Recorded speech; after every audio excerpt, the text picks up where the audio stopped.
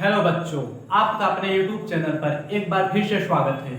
आज हम बात करेंगे सेल, यानी कि सेल का डेवलपमेंट कैसे हुआ है, यानी सेल क्या है, यानी कोशिका क्या है, बायोलॉजी में कोशिका क्या होती है और कोशिका से क्या क्या बना हुआ है। यानी हम कहते हैं कि कोशिकाओं से मिलकर हमारा शरीर बना हुआ है। जब हमारा शरीर कोशिकाओं से मिलकर बना हुआ है, यह कैसे बना हुआ है, आइए हम इस बात को इस वीडियो में चर्चा करने वाले हैं। थोड़ी सी हम कोशिका के पहले आपको जानकारी दे देते हैं, उसके बाद क्या करेंगे कि कोशिका के अलग अलग भागों को, यानी कि कोशिका कितनी प्रकार की होती है, इसमें क्या क्या पाया जाता है, या कोशिका के अंग में क्या क्या कार्य होती हैं, जो होता है वह इसकी जैविक क्रिया क्या होती है, यानी कि यह जैविक क्रियाओं में किस प्रकार से कार्य करता है, इन सबको हम इस वीडियो में बात करने वाले हैं। तो सबसे पहले हम आइए देख लेते हैं कोशिका की परिभाषा हम क्या लिख सकते हैं और क्या बता सकते हैं। तो आइए सबसे पहले हम हेडिंग बनाते हैं, क्या है यहाँ पे, सेल। हमारा टॉपिक ही है क्या, कोशिका। ठीक, कोशिका हमारा टॉपिक है। इस कोशिका में हम ये बात करने वाले हैं कि इसकी परिभाषा क्या होगी। थोड़ा सा इंट्रोडक्शन पे चलेंगे, फिर उसके बाद अपना जो हमारे कोशिका के अंग है उस पर बात करेंगे। तो आइए शुरू करते हैं। सबसे पहले बिना देरी किए हुए कि सेल क्या होती है। सेल क्या होती है बच्चों, सेल यानी कोशिका। कोशिका को हम कहते हैं जीवन की मूलभूत इकाई। क्या कहते हैं हम, मूलभूत इकाई। ये तो सिर्फ एक लाइन में क्या हमने बताया आपको, सिर्फ जीवन की मूलभूत इकाई, यानी कहने का मतलब सबसे छोटी इकाई क्या है, कोशिका। अब इस कोशिका को अगर हम परिभाषित करना चाहते हैं तो किस प्रकार से करेंगे, आइए हम देखते हैं। हमारे साथ लिखिए लिखिए कि किसी भी जीव की या किसी भी जीव की क्रियात्मक एवं संरचनात्मक इकाई। ठीक, क्या है, किसी भी जीव की क्रियात्मक एवं संरचनात्मक इकाई क्या कहलाती है, कोशिका। यहां पे दो शब्द आए, एक क्रियात्मक और एक संरचनात्मक। व्हाट मीन्स, यानी का इसका मतलब क्या होगा, इसका मतलब क्या होगा, क्रियात्मक और संरचनात्मक का मतलब। यहाँ पे कोशिका जो हमने पढ़ा, लेकिन इसे कहा गया जीवन की मूलभूत इकाई कहा गया, लेकिन जब हम इसकी डिफिनीशन देखते हैं तो यहाँ पे क्या आता है, एक शब्द क्रियात्मक और दूसरा शब्द संरचनात्मक। अब इसका मतलब हम कैसे यहाँ पे डिफाइन करेंगे, क्रियात्मक। क्रियात्मक का मतलब ही हम शुरुआत में आपको बताया कि कोशिका से ही हमारा शरीर बना होता है, या किसी भी जीव का शरीर बना होता है। किससे बना होता है, इसी कोशिका से। लेकिन अब इस परिभाषा में हम क्या देख रहे हैं, इस परिभाषा में देख रहे हैं क्रियात्मक एवं संरचनात्मक आया। संरचनात्मक आने के बाद यह क्या हुआ, अब देखो यहाँ पे जब हम क्रियात्मक की बात करें तो क्रियात्मक का मतलब किसी भी शरीर का कार्य करने के लिए। लेकिन सबसे पहले हम इसको देख लेते हैं, संरचनात्मक क्या होता है। संरचनात्मक का मतलब ये होता है कि किसी भी जीव का शरीर का निर्माण करना। क्या कहलाता है, किसी भी जीव की संरचना प्रदान करना, ढांचा प्रदान करना, आकृति प्रदान करना। यानी कि जैसे कि कुत्ता बना हुआ है, क्या है, कुत्ता है, या कुत्ता का संरचना कैसे है, यहाँ पे क्या माउथ है, यहाँ पे शरीर बना हुआ है, चार पैर लगे होते हैं, पूंछ होती है, यह कुत्ता होता है। लेकिन इस संरचना को कैसे बना, यही कोशिका बनाई। इसीलिए कोशिका को हम क्या कहते हैं, जीवन की मूलभूत इकाई कहते हैं। और यहाँ पे देखो, अब जब ये कुत्ता बन गया, यानी कि यह भी एक शरीर तो है, शरीर है कि नहीं है शरीर। जब कुत्ता शरीर है तो यह संरचना कैसे बनी, यानी यह संरचना बनाया कौन, कोशिका बनाई। इसीलिए क्या कहा गया, संरचनात्मक कहा गया। लेकिन अब क्रियात्मक क्या होगा, क्रियात्मक का मतलब ये हुआ जैसे कि यह कुत्ता बन गया, वह कुछ कर रहा है, दौड़ रहा है, उसका शरीर दौड़ रहा है, सांस ले रहा है, भूख रहा है, ये भी कर रहा है, खाना खा रहा है, कर रहा है, यानी कुछ ना कुछ कार्य कर रहा है, सो रहा है, जग रहा है, बैठा हुआ है, दौड़ रहा है, ये सब कुछ ना कुछ कार्य कर रहे हैं। जैसे हम मनुष्य, हमारा मनुष्य भी हमारा शरीर है, यह जीव है, हमारा शरीर बना हुआ है, हम आपको पढ़ा रहे हैं, यह कार्य कर रहा है, हम हाथ इधर उधर कर रहे हैं, कार्य कर रहे हैं, या लिख पढ़ खेल कूद रहे हैं, कुछ ना कुछ कार्य करते हैं, लेकिन इसीलिए क्या कहा गया, कोशिका ही कार्य को करवा रही है। क्या कर रही है, कोशिका हुई कार्य को करवा रही है। इसीलिए क्या कहा गया यहाँ पे, किसी भी जीव की क्रियात्मक एवं संरचनात्मक इकाई कोशिका कहलाती है। उम्मीद करता हूं इतना समझ में आया होगा। समझ में आया, जरूर आया। आगे देख लेते हैं क्या कह रहा है यहाँ पे, 1 मिनट का समय। आगे कह रहा है कि कोशिका हो गई कोशिका की परिभाषा, लेकिन कोशिका को खोज किसने किया, किसने किया कोशिका की खोज। यहां पे लिखते हैं कोशिका की खोज।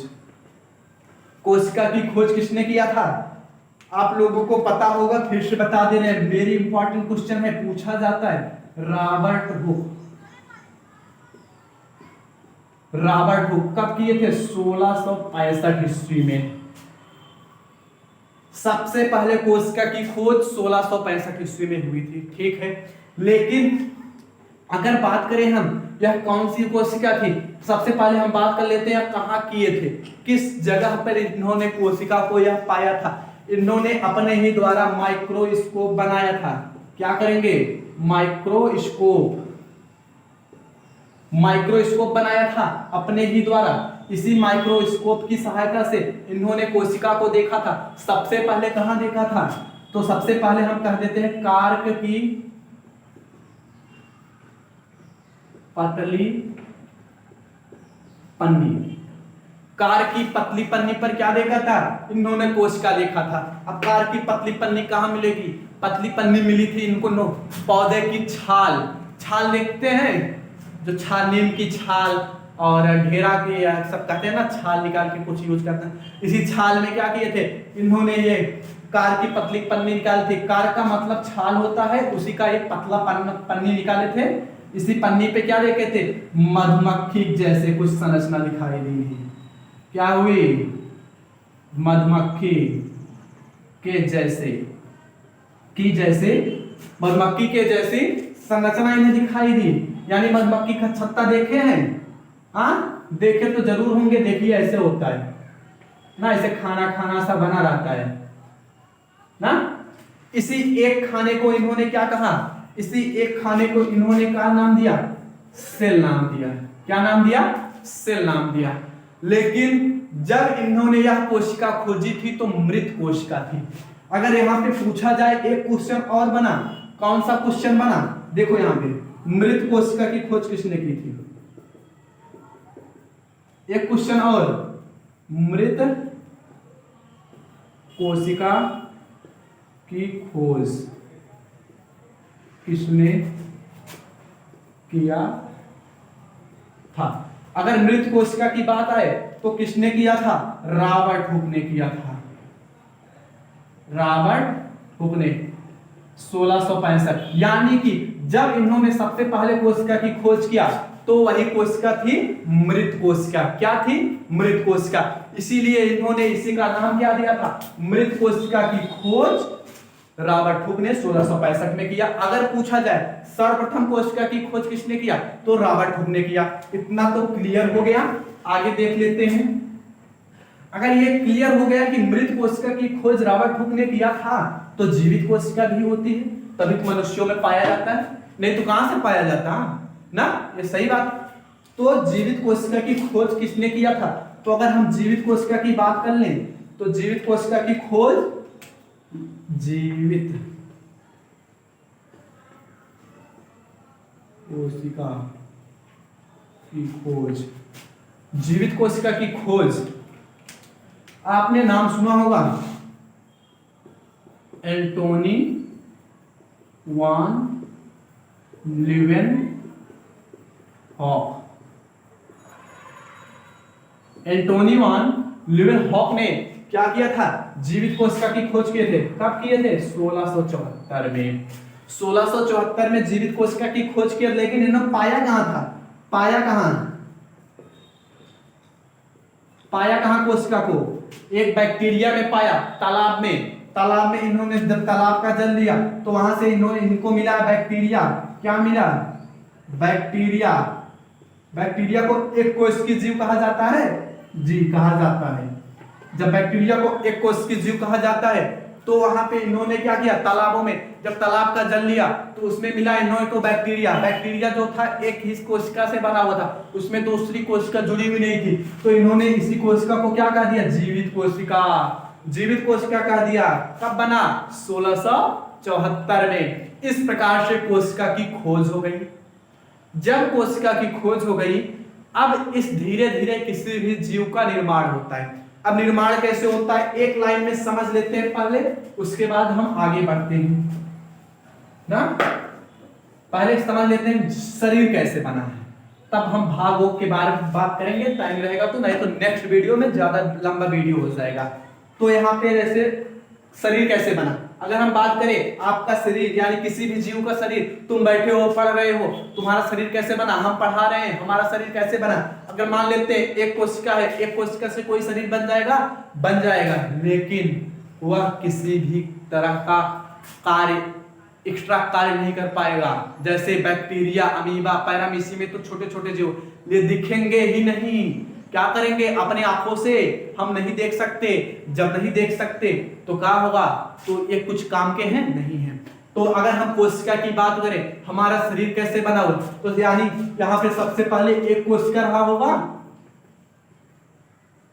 एक कोशिका, फिर धीरे धीरे कई कोशिका डिवाइड होकर बनी होंगी आपस में, तो किसका निर्माण हो जाता है, ऊतक का निर्माण हो जाता है। जब यही ऊतक आपस में जुड़ जाते हैं, एक एक ऊतक आपस में जुड़ जाएंगे तो किसका निर्माण कर देंगे, एक अंग का निर्माण हो जाएगा। जब यही आपस में अंग मिल जाते हैं तो किसका निर्माण हो जाता है, आप जानते हैं, अंग तंत्र का निर्माण हो जाता है। बायोलॉजी बहुत सरल है, क्या है, बायोलॉजी बहुत सरल है, एकदम आसानी से पढ़ेंगे, एकदम अपनी भाषा में। अंग तंत्र बन गया, इसी अंग तंत्र से मिलने से क्या बन जाता है, बॉडी बन जाता है। अंग तंत्र जैसे आपका श्वसन तंत्र है, पाचन तंत्र है, उत्सर्जन तंत्र है, परिवहन तंत्र है, ये सब क्या है, एक तंत्र है। तंत्र जो क्या करते हैं, एक बॉडी का निर्माण करते हैं। लेकिन ये बॉडी कैसे बनी, इसी कोशिका से।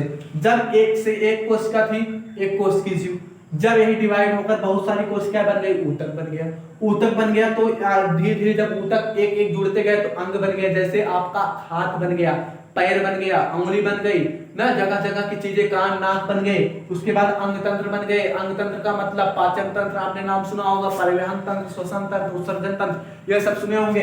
इस प्रकार से निर्माण। अगर एग्जांपल दें आपको, एग्जांपल अगर देते हैं यहाँ पे क्या होता है, एग्जांपल जैसे ईंट है, ईंट आप जहां बैठे हैं आपका रूम बना हुआ है, ठीक, एक ईंट था, एक ईंट से दीवार बनेगी नहीं बनेगी, तो यहाँ एक कोशिका हो गया, ठीक, मान लेते हैं। अगर हम कई सारे ईंट जोड़ देते हैं, दीवार का निर्माण हो जाता है दीवार का निर्माण, ठीक।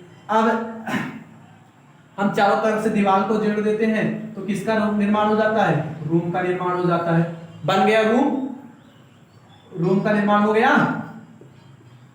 हाँ हो गया, ठीक है।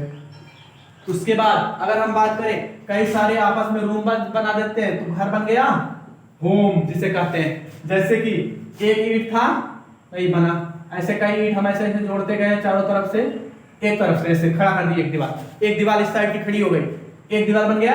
अगर हम ऐसे चारों तरफ से ऐसे ऐसे जोड़ते गए, क्या हुआ, रूम बन गया।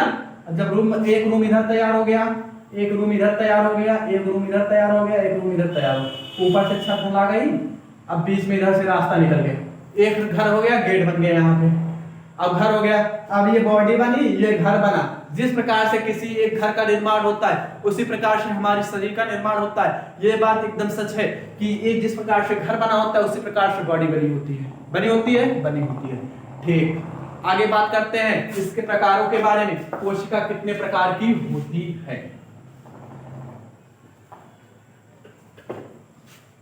कोशिका कितने प्रकार की होती है। कोशिका के प्रकार,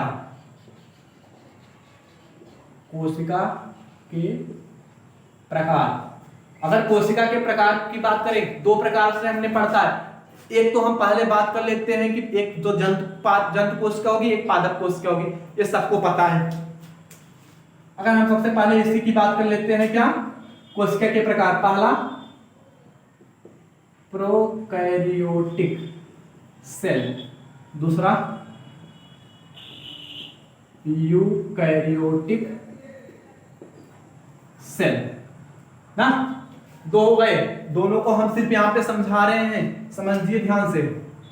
प्रोकैरियोटिक सेल क्या होती है, जिसका केंद्रक, जैसे ये सेल हो गई, एक ये सेल हो गई, दो सेल हो गया, इसमें केंद्रक है इसमें नहीं है ना, सॉरी इसमें केंद्रक कर लेते हैं ना, इसमें केंद्रक नहीं, इसमें जो जीवद्रव भरा हुआ है, इसमें भरा होता है जीवद्रव। अब इसमें जो जीवद्रव भरा है या क्या है, इसमें केंद्रक उपस्थित नहीं है। अब केंद्रक में होता है गुणसूत्र, जब गुणसूत्र होता है तो ये पूरे फैले रहेंगे, यानी केंद्रक अनुपस्थित रहेंगे। जब केंद्रक अनुपस्थित रहेंगे तो प्रोकैरियोटिक सेल क्या होगा, प्रोकैरियोटिक सेल। यूकैरियोटिक सेल जिसमें केंद्रक पाए जाते हैं और गुणसूत्र क्या होंगे, इसी में कुंडलित होंगे, वह क्या कहलाएगा, यूकैरियोटिक सेल।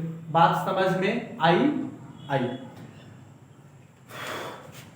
और एक होता है एक कोशिकीय जीव, बहुकोशिकीय जीव, जीव के आधार पर। जैसे कुछ जीव ऐसे होते हैं जो एक कोशिका से मिलकर बना होता है, कुछ जीव ऐसे होते हैं जो बहुत सारे कोशिकाओं से मिलकर बना होता है।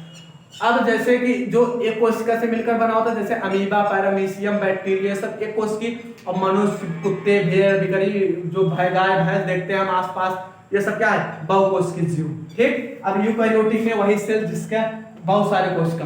प्रोकैरियोटिक सेल में जैसे कि हम मान लेते हैं वायरस ना, जीवाणु, ये सब क्या है, प्रोकैरियोटिक सेल। इसमें केंद्रक नहीं होता है, यानी केंद्रक जो होता है वह अल्प विकसित ही नहीं, जो गुणसूत्र होते हैं पूरे केंद्रक में फैले रहते हैं, ऐसे पलटते रहेंगे ना।